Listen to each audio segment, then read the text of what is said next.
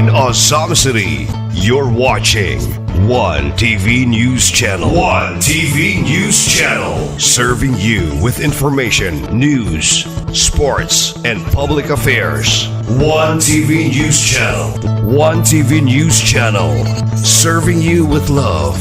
Ang telebisyong pangmasa. One TV News Channel. One TV News Channel.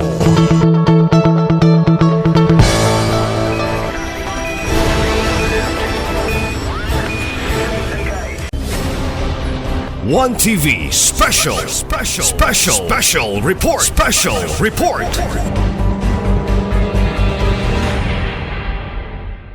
Once again, good afternoon to each and every one of us. This special session has been called upon by the Honorable Mayor in order to delve into two issues: the approval of programs, projects, and activities for the Supplemental Budget Number 3 in General Fund for the calendar year 2024 in the amount of 30,325,531, and for the approval of the Supplemental Investment Programs for our Supplemental Budget Number 3 in General Fund for the calendar year 2024 in the amount of 30,325,531.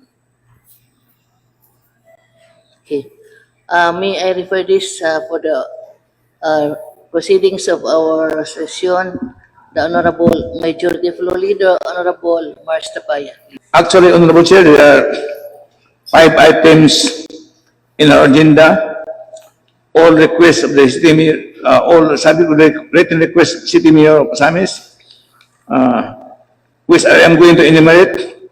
First request is for the enactment of an omnibus resolution for approval of the programs, projects, and activities, or PPAs, for Supplemental Budget Number 3, General Fund, in the amount of 30,321,531 pesos, as well as the approval of the Supplemental Emission Programs for SB3 in the same amount of 30,321,531 pesos.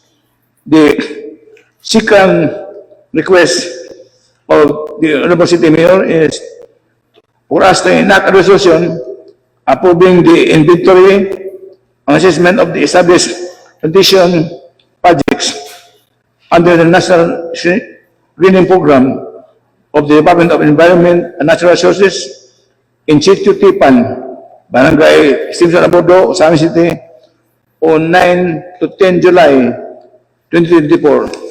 The third written request for special decision is a resolution approving the wholesale ceiling survey for the period July to September 2024 in Barangay Bandero, Kalangan, Maningkol, Dunya Consuelo, and Santa Cruz by the PSA Provincial Office. The fourth written request for special session is to enact a resolution approving the Purchase Mobile Registration, Purchase on Wheels, Institutional Purchase Registration, April issuance, and authentication by the PSA Provincial Office in Assam City. The last but not the least, Honorable Chair, is for us to enact an ordinance authorizing the temporary road closure of various roads throughout OZAMIZ City in line with the activities for the 76th Charter Anniversary celebration of OZAMIZ and providing for appropriate schedules therefore. With this, Officer, I move to approve the agenda for our special session today in that motion. There's a motion from the Honorable Majority Floor Leader for the approval of our agenda for today as being presented. Motion approved. Thank you, Chair. First written request is omnibus resolution for approval of the PPAs of programs, projects and activities for our supplemental budget number 3 general fund for the current year 2024 in the amount of 30,325,531 pesos, as well as the approval of our SIP or supplemental investment programs for SB number 3 for the same amount. In this regard, I move in this motion to approve said PPS and SIP for the first reading with reservations on For first reading with reservations on the approval of programs, projects, and activities for our supplemental budget and the approval of our supplemental investment programs for the supplemental budget number 3. Motion approved. Thank you, Honorable Chair. Due to urgent need of public interest to espouse some fiscal management to be able to approve our supplemental budget number 3 on general fund tomorrow. During this session, I move this motion for approval of the PPS and SIP for SB3 in amount of 30,325,531 pesos for approval on second and final reading, waiving the internal rules. There is a motion from the Honorable Majority Floor Leader for the approval of these two items as being presented. Move for its approval on the first, second, and final reading, waiving the internal rules. Is there any comment? Remarks? Hearing none, motion approved on the second and final reading, waiving the internal rules. Thank you, Honorable Chair. Item number 2, resolution approving the inventory and assessment of established plantation projects under the National Greening Program of the Department of Environment and Natural Resources in situ Tipan, Barangay Simpson, Abordo, OZAMIZ City on 9 to 10 July 2024. I now yield to the Chairman of the Committee on Environment and Natural Resources, Honorable John Sakin, to introduce and recommend action on this item, Honorable Chair. The Honorable John Sakin is now recognized by the Chair for the appropriate motion. Thank you, Honorable Chair. Honorable Chair, I move to pass a joint resolution approving the inventory and assessment of established plantation projects under the National Greening Program of the Department of Environment and Natural Resources, DNR, in situ Tipan, Barangay Simpson, Abordo, OZAMIZ City on 9 to 10 July 2024 on first reading with reservation. For first reading, reservations, motion approved. Madam Chair, for the second and final reading, I need to pass this resolution for the inventory and assessment of established plantation projects under the National Greening Program of the Department of Environment and Natural Resources in situ Tipan, Barangay Simpson, Abordo, OZAMIZ City on 9 to July 10, 2024 for the second and final reading with reservation. On joint motion, Honorable Chair. Due to the urgent request, the Honorable John Sakin is passing this resolution on the second and final reading, waiving the internal rules. Any comment? Remarks? Hearing none, motion approved on the second and final reading, waiving the internal rules. Thank you, Honorable Chair. Item number 3 and number 4 is within the province of one committee. I may start with item number 3, resolution approving the wholesale ceiling survey for the period July to September 2024 in Barangays Panadero, Kalangan, Malingkol, Dunya Consuelo, and Santa Cruz by the PSA Provincial Office. Number 4th item is a resolution approving the Persis Mobile Registration, Persis on Wheels, Institutional Persis Registration, April issuance, and authentication by the PSA Provincial Office of Sam City.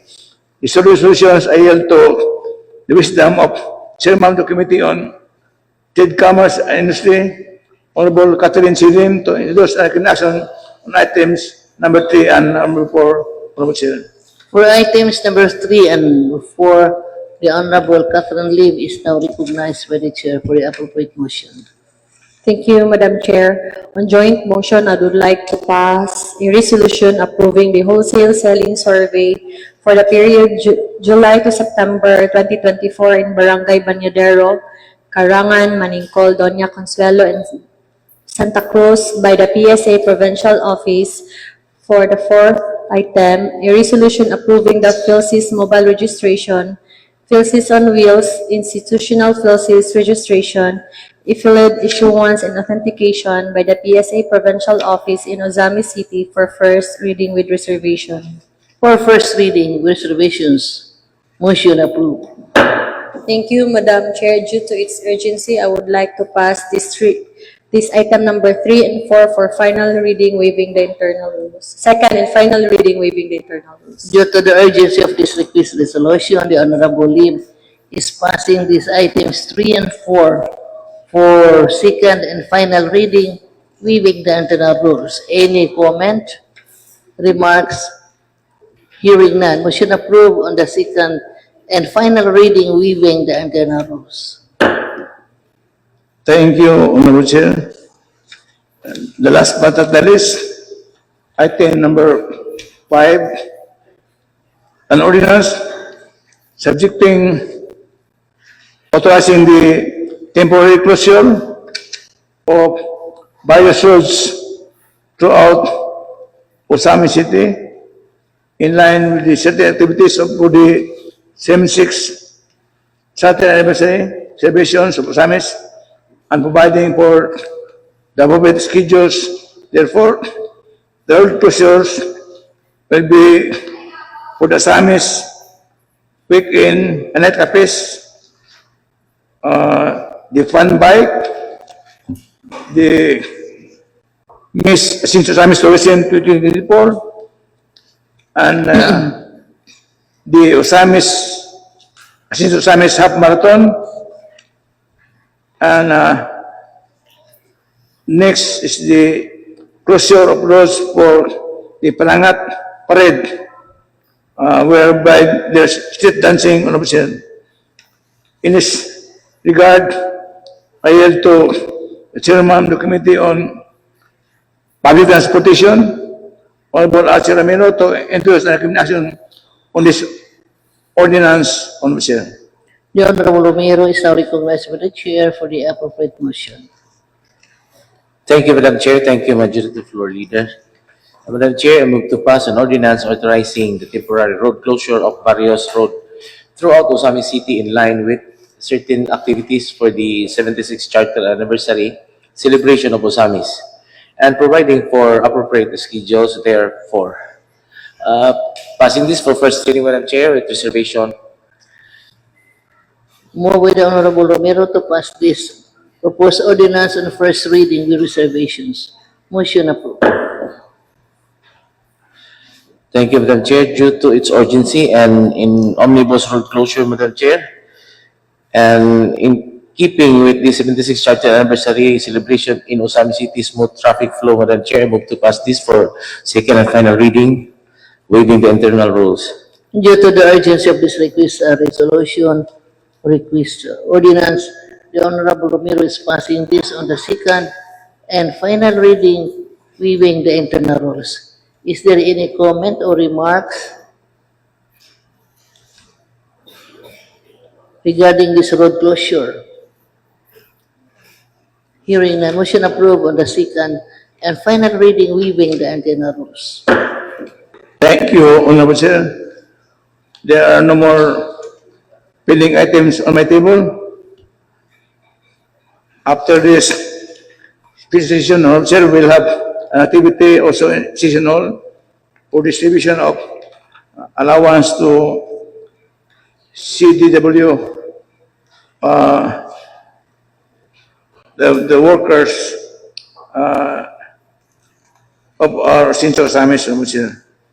So unless my colleagues has any other important matter to be important before discussion body, Honorable Chair, I now move to adjourn the special session. Honorable Chair. Special session is now adjourned.